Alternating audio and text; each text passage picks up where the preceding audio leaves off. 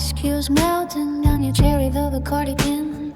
Gold dust dancing on the dashboard of your Cadillac. I am painting my lips a shade of fatal violet, waiting for the thunder to crack the summer sky.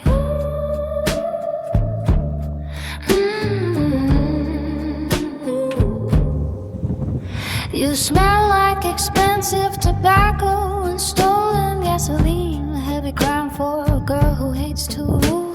The coastline is blurring into a hazy indigo, and I'm lost in the gravity of your slow gaze. Hello. Oi. Pale lace dripping off the edge of the mahogany. High heels abandoned by the gardenia bush. Public speech was never my strength. So, first time I recorded myself was 5 years ago. And I was shaking in my room alone with my phone. That's how terrified I was with just speaking to camera. What about posting it on YouTube? So doing YouTube is a skill. Speaking to camera is a skill, and the reason why I'm posting on YouTube is because I believe that if you have something to share, a talent, a gift of creativity, of beauty, self-expression, like art, you make music, you create anything, then you're supposed to share it. You have knowledge, skills. Yeah, those are the YouTube videos I watch the most. Learning new skills, yeah, building multiple income streams. And the reason why I do YouTube is because I need an outlet for my spiritual understanding. I study and practice spiritual teachings, the universal spiritual curriculum. Each morning I've been doing this for many years, and I believe that unless you share it, the teacher and student role are reversed. You only know something if you share it. And the other reason why I do YouTube is because I yearn for the day when I will meet like-minded people.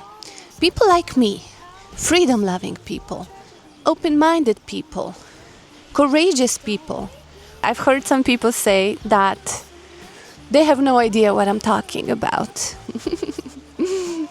That's okay. Just watch my videos. So doing YouTube is not a comfortable thing for me. Sharing these things is not comfortable at all at times. I had to kick myself out of the van to actually get here to record this video, because I said I will see you on Sunday. So here we are. Welcome. I don't want my videos to be sit down and preach. I want to relax. I want to enjoy doing this. I would like to enjoy spending time with you. Most creators, most YouTubers say, ooh, they are running out of ideas. I have at least 30, 40 titles for YouTube because there's too many. So today I decided I will not look at any of them and I will just sit down and talk. I do have my morning lessons. Okay, let's see what was this morning, because I would like to give you something of value. Yeah, thoughts create everything we see and experience. Yeah, thinking is sending out messages. We are like magnets. Hello. We constantly emanate by generating thoughts. We emanate and attract same frequency based on our thoughts. If our thoughts are low frequency, we attract low frequency people, places, things, and experiences that reflect that low frequency back to us. And if the thoughts are high frequency, the same. What is low and what is high frequency? Low frequency is fear, high frequency is peace.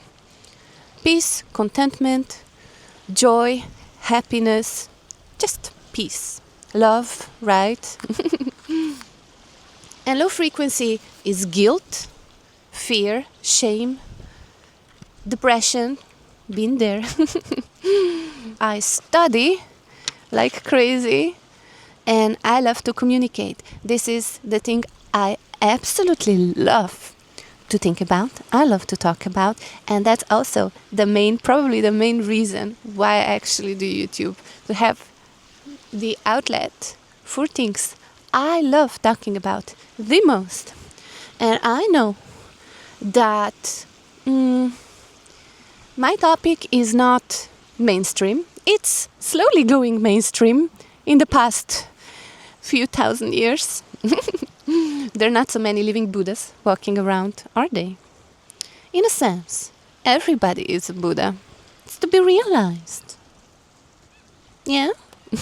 Hello. Okay, I forgot where we were.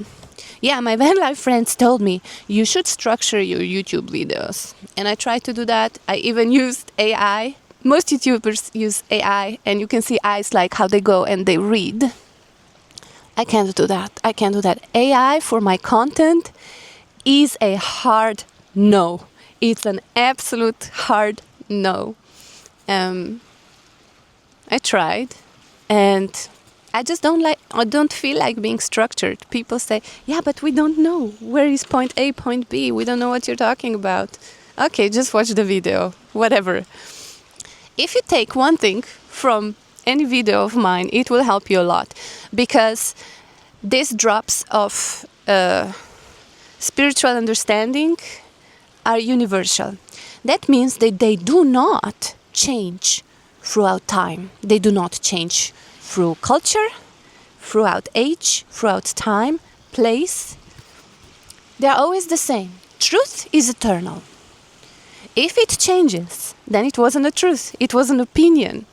And no opinion is true. Remember, no belief is true. And here is the thing I would like to make, the point to take away from this video. No belief is true. Now here comes the point. Limitless perception. The nature of true perception, the right perception. Most of our minds are deeply indoctrinated and completely distorted. That's why we are unhappy. That's why we live unfulfilled lives, doing the things on day-to-day basis that we don't enjoy doing. That's why we are in unsatisfying relationships. That's why we are unhappy. Because we have wrong perceptions. We believe in illusions. And true perception, the right perception, there is right thinking and then there is wrong thinking. And true perception is limitless. That means that it has absolutely no limit whatsoever. Example. Oh, if I think, today is not such a good weather, that doesn't make me feel good, does it? When we feel bad, that is our guidance system that is gently communicating through emotions that what you're thinking, what you're doing with your mind is incorrect. That's why you feel bad, right? I used to be depressed, and that's an incorrect use of mind. I was valuing wrong things, focusing on wrong things, and constantly repeating same thoughts, negative thoughts that kept me miserable. So the right perception is limitless. That means that whatever we believe is most likely untrue, because no belief is true. You will hear this. You have to go beyond mind, where there's no thinking, and that is the heart, the core of all teachings on universal truth. And the Heart Sutra is the core of Buddhist teachings. And the core of the Heart Sutra states, beyond mind, go beyond mind. That means that no matter how much we think, people think, especially Westerns, that thinking makes you smart. And I've heard ascended masters stating that most intellectuals, most smart people are not thinking smart things at all. They are ruminating over the past, over resentments, over what somebody said or did to them years ago, that they are worrying about the future, that they are not thinking smart things at all. So true perception is about not limiting yourself in any way, shape or form. It's not having any limiting beliefs whatsoever. It's removing limiting beliefs, removing what is untrue out from your mind. Stop paying attention, stop feeding those thoughts with your creative power, your attention, because you are the observer. Thoughts are not you. Most of thoughts are not even yours. They were inserted into your mind long ago without your permission. Yes. And it's really hard to undo. Mind training is necessary. And this is what I provide on this channel. Training the mind to perceive true perception rather than illusions. I got pushed deep into this ancient wisdom because when I was born, I already understood way more than I do today. Truly. And also because of suffering. I suffered a great deal. And I still do sometimes.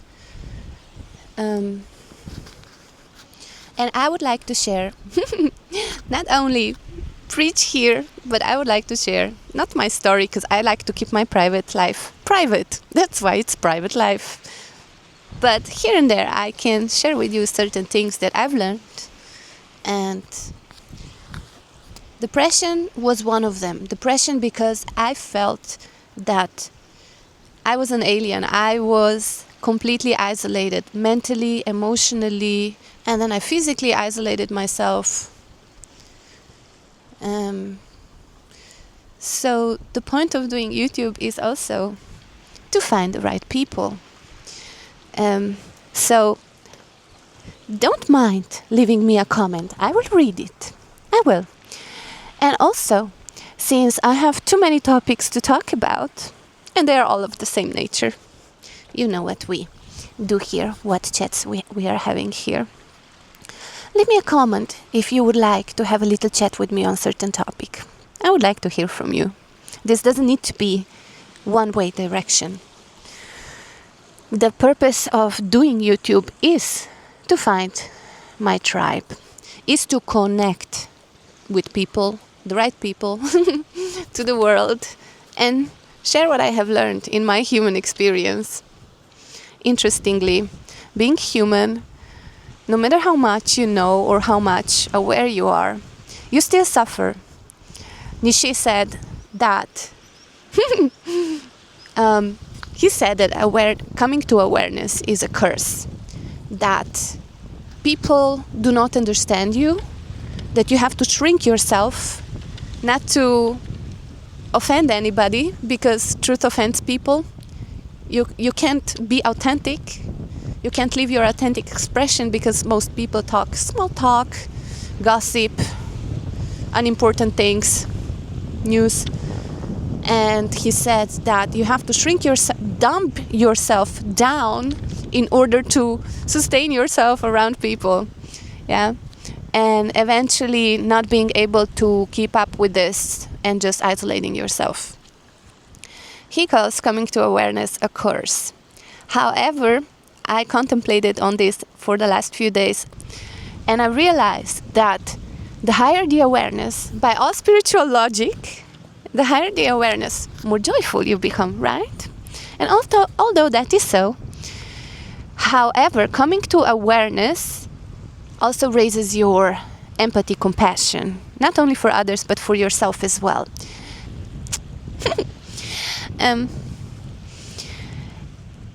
When you raise awareness, compassion rises as well. And then bad things seem to hurt more. That is how Jay calls it. Ascended Master calls it a fork in a road that this teaching brings. That things that were once bearable become completely unbearable. And you can relate to that because, example, maybe you didn't like your job in the past, and today, although in the past you kind of managed, today it has become completely unbearable. Things that used to be manageable, although we didn't like it, are now completely no-go. This is coming to awareness. If there was one thing that I would share with the whole world, let's say this is my last YouTube video forever, I will be seeing you on Sundays. I try to post twice a week. I post always on Sunday at 10 a.m. Stockholm time. But if I have time, I post, the bird is still there, I post on Thursdays at 4. It's so cold, so I will leave. If there was one thing that I would share, is to follow your passion, follow your heart. The same thing as Bashar said. Act on your highest excitement and take it as far as you can. Don't assume the outcome. Take it as far as you can, and when you cannot take it further than that, pick another passion. Pick things you want to do and leave out things you don't want to do. Do what makes you happy in each moment and make it a habit. Do it as often as possible. Pick that one thing that feels better than the thing you're supposed to be doing. Pick in each moment the thing that brings you more joy. Okay, I love you. I will see you on Sunday. Take care. You smell like expensive tobacco and stolen gasoline. A heavy crime for a girl who hates to rule. The coastline is blurring into a hazy indigo, and I'm lost in the gravity of your slow gaze. Ooh.